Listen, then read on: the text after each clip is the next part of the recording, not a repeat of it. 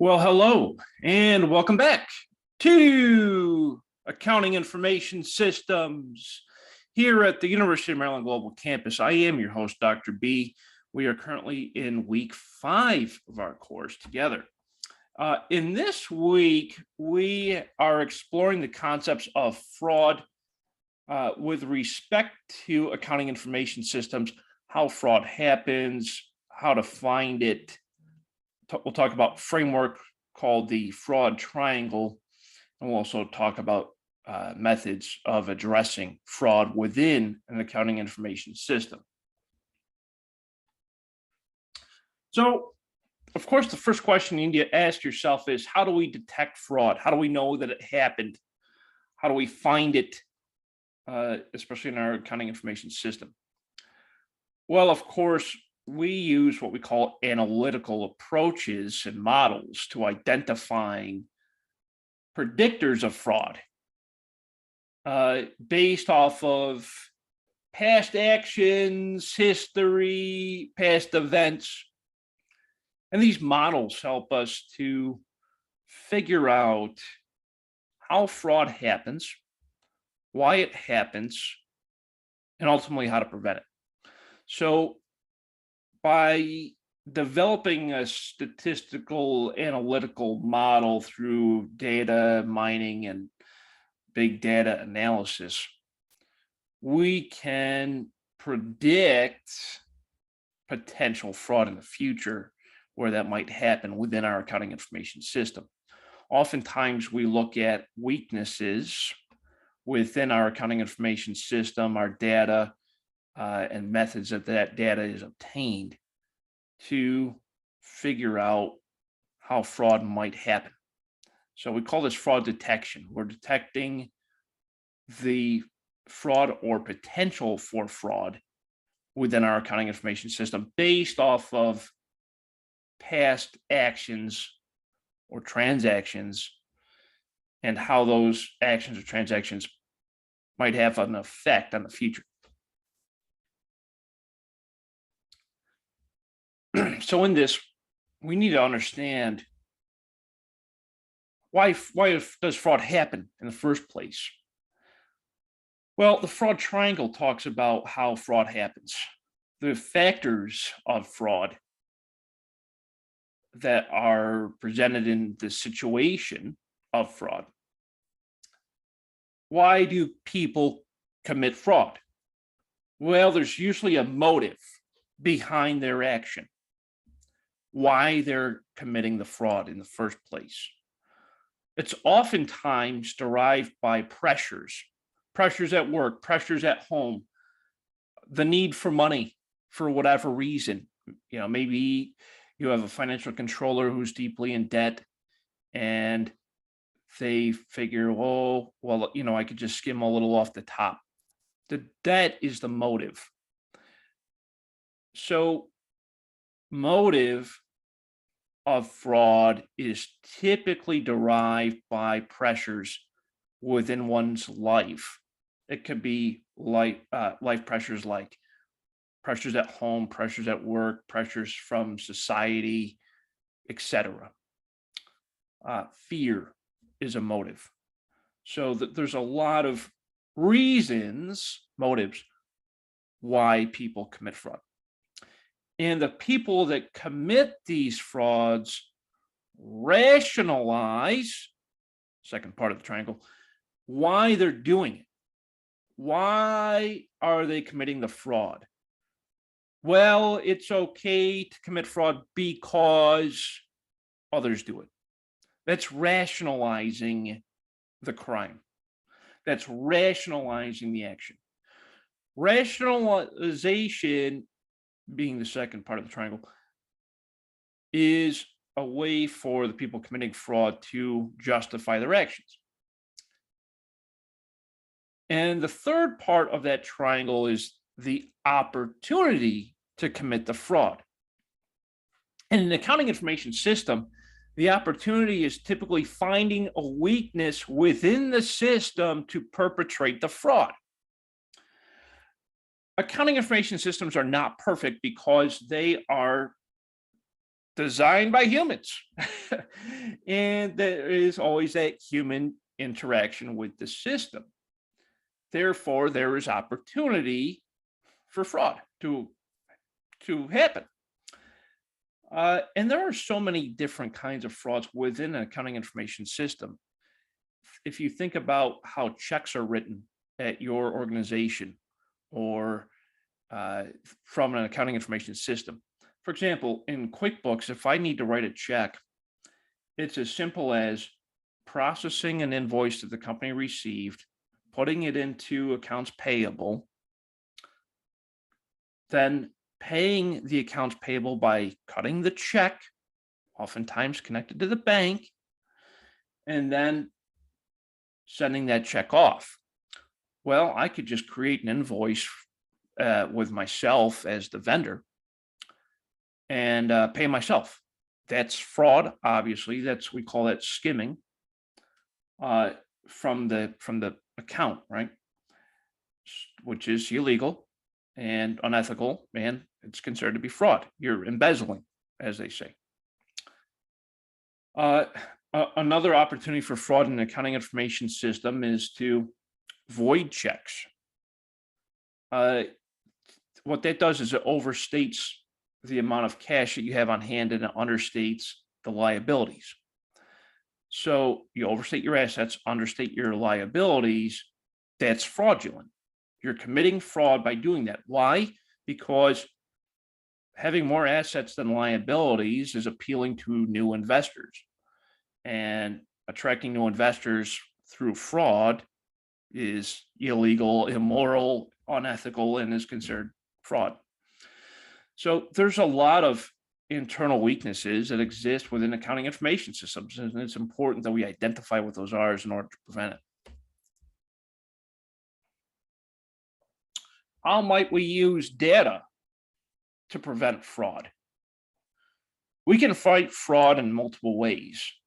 It doesn't just have to be physical security, like locking up the checks, having a second person sign them, having some validation process of the accounting information system. Those are all good things to have in place, but we can also prevent fraud in other ways. And one of those is through analyzing data. As you know, big data is a compilation of a lot of information in one place, big data, right? The concept behind it is in our accounting information system, we store a lot of data. Customer information, that's data. That's data. Employee information, that's data. Company information, that's data. All of the transactions that happen in the business, that's data. There are so many data points of collection that we have within our accounting information system. Now, a couple of methods to prevent the fraud from happening is to analyze that data and pinpoint weakness opportunities within the data. So, for example, we can trace and analyze customers' profitability, shopping habits, locations, payment methods, payment patterns, and use data tools to analyze changes within the trends, irregularities, and all this can be done in real time. Here's an example of that. Let's say you go to the same gas station every single week, and you usually are on the same day, and you pump the same amount of gas. Okay, that's a trend. That is a trend. That is a regular trend, and that is something that we can look at. You use your credit card every single time to pay for the gas, or your debit card, or whatever, to pay for the gas, or you maybe even use cash. When that trend changes, meaning you start using different methods of payment, you start going on different days, you start changing that habit or that pattern, that could be a potential fraudulent situation. You might have installed a skimmer on the machine based off of your pattern of going on different days. There's so many possibilities there. And so analyzing that customer information is so critical, and it's a great tool within big data to analyze those trends and possible irregularities in real time. That's one method of preventing fraud, is to find these changes in trends. Another method is to look at ways of improving data collection, processing it within the internal control system to better improve the tracking of your assets. It's so important that we have assurances in place to control assets like inventory. Inventory shrinkage is a real problem in retail and all forms of retail, and even in service businesses. Inventory, tracking your inventory, so critical. Doing physical inventory counts, comparing it to what you have on hand in your accounting information system, validating who's in control of it, where it's being stored. All of those things are so important to controlling your assets, especially when it comes to inventory. We know that shrinkage in inventory through things like lost inventory, theft, other methods of losing inventory, that we call it shrinkage in inventory. And that is also a form of fraud. How does that happen? Well, let's say your company places a purchase order for 10 additional units of inventory from a vendor. The person who is receiving that inventory might accidentally put some of that inventory in the trunk of their car. And they will also deduct that from the count of receipt in the loading dock. That is obviously very fraudulent. So how can we prevent something like that from happening?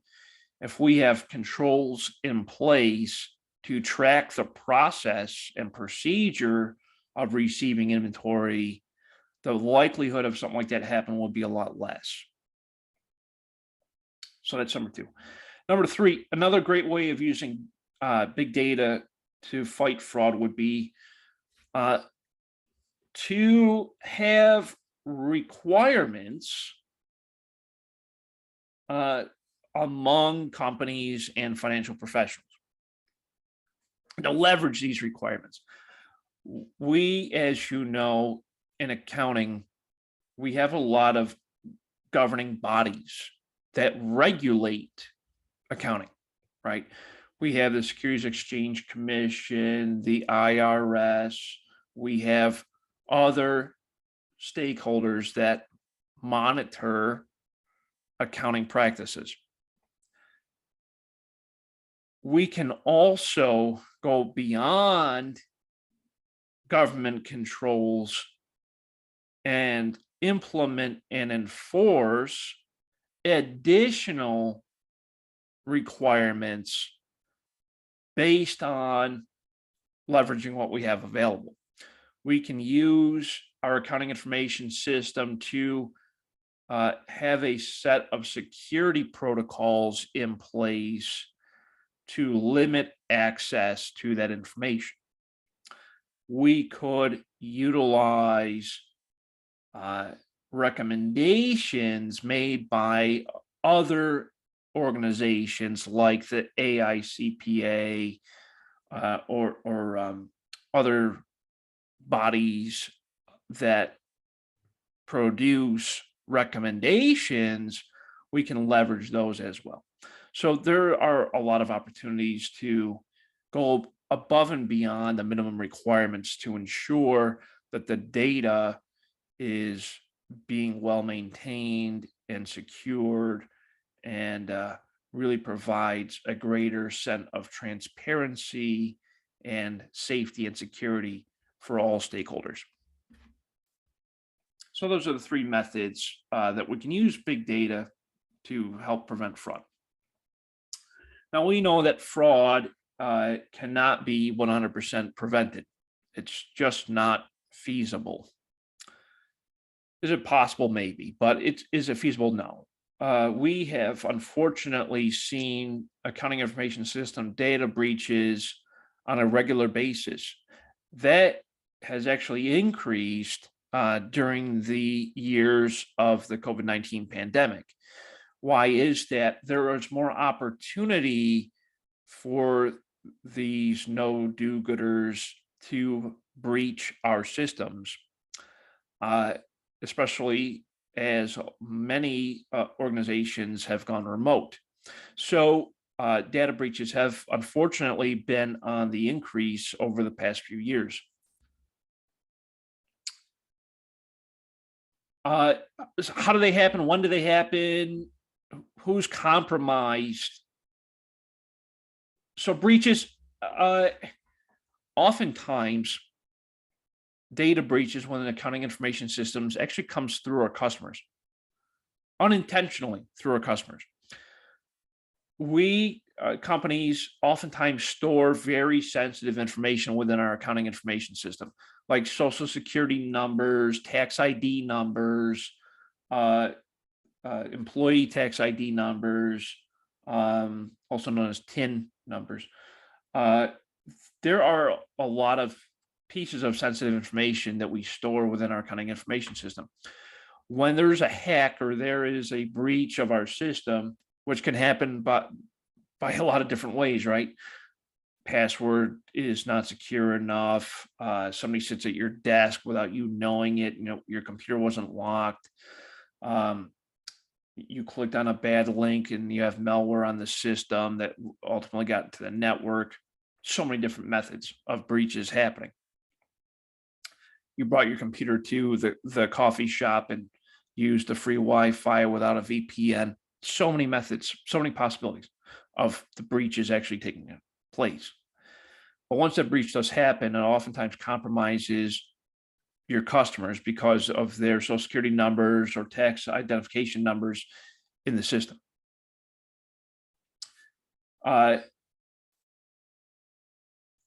So there's a lot of data, right? So this data comes from 2019 from the state of Maryland. The state of Maryland in 2019 reported that 7 in 132 accounting firm breaches that occurred, 5% of them were compromised based off with company credit card information and password information was stolen. 5% is relatively low for 132 breaches that lost credit card and password information, but that 5% might account for millions and millions of dollars.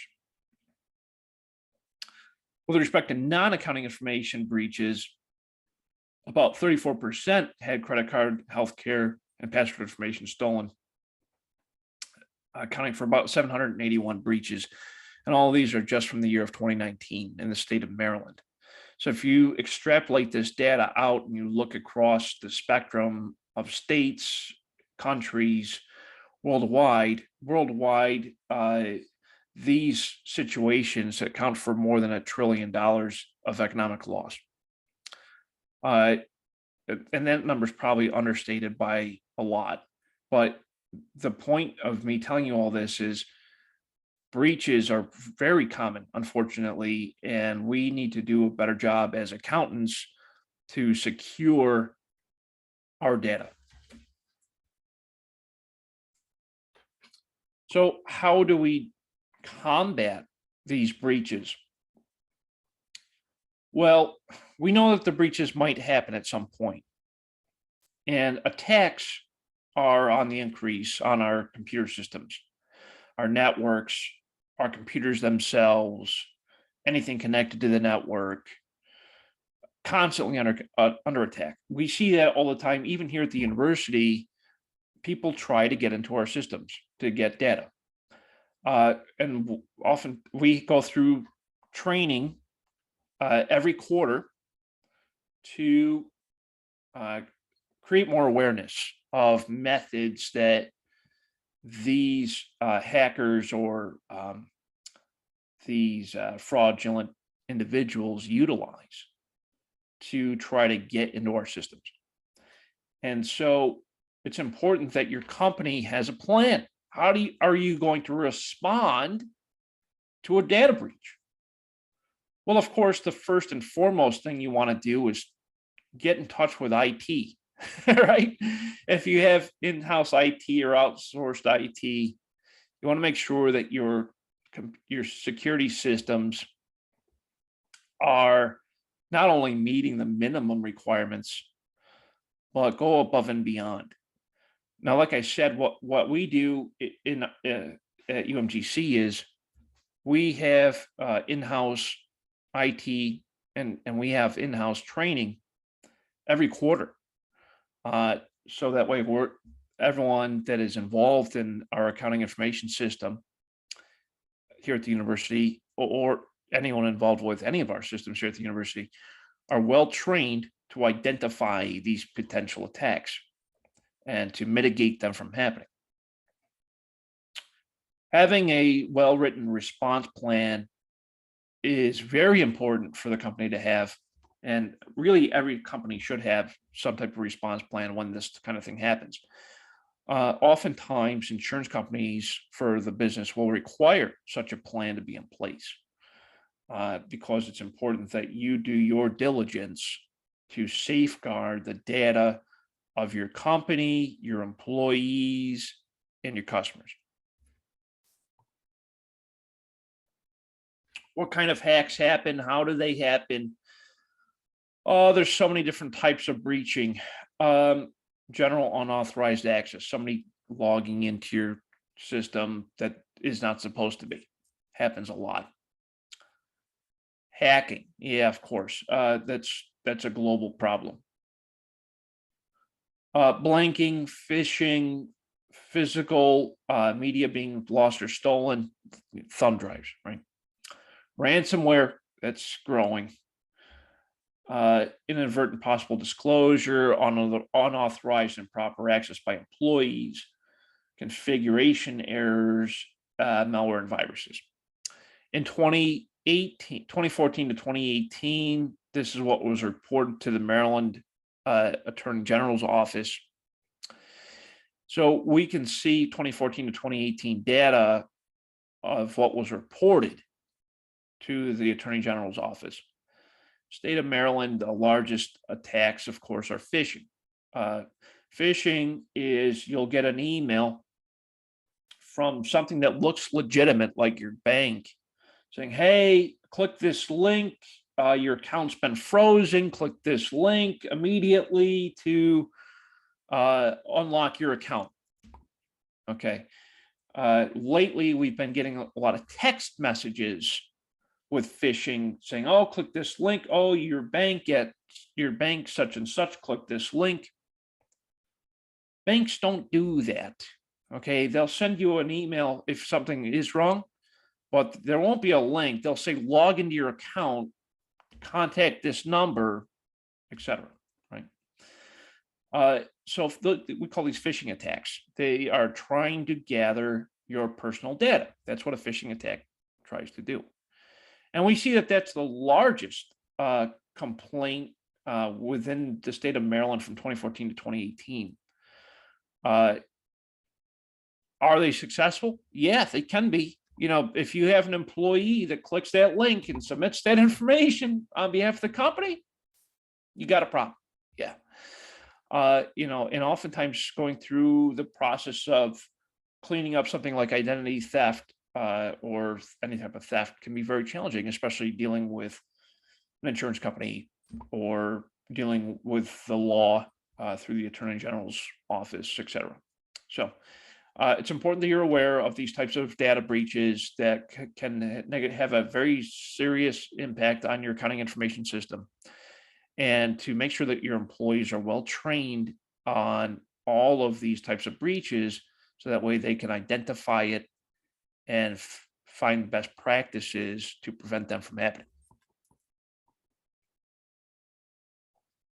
That's why it's so important that we have controls in place to prevent these types of actions.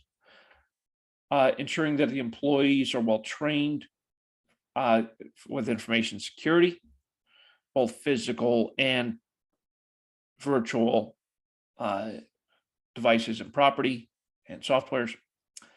And it's also very important that they understand how to mitigate these types of breaches from happening, especially phishing, that is the most common in today's environment.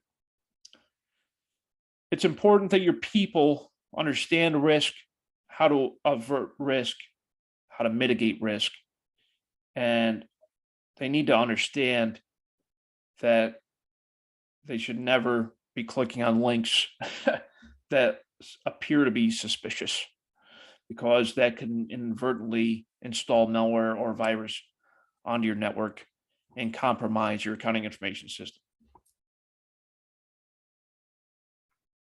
So all of this is very important because the security of yourself, your company, your customers, very, very critical. And so in this week's discussions, you'll be describing potential impacts if your firm was ever exposed, or the potential of the firm being exposed. Describe the impacts and think about how the firm would respond. Now, we talked about the plan, the response plan. It's so critical for your company to have a response plan. So I want you to think about components of a response plan to an AIS breach. And for this week's homework assignment, we are on our third writing assignment for this course. So there are 4 sections to this paper. Paper should be about 5 pages. Please make sure that you use APA guidelines for in-text citations and references. The 4 sections are identifying the facts of the case, apply the fraud triangle to the case, identify the need for additional control measures, and explore the impact of technology in this fraudulent situation. So that is this week. I wish you all the absolute best, and I'll see you all again next time. Thank you so much. If you have any comments, questions, or concerns, please feel free to email me, call me, set up office hours, whatever it takes. I'm here for you 100% of the time. And also, please stay safe, wash your hands, do the right things, and I'll see you all again the same time next week. Thank you so much. Have a great day. Bye-bye.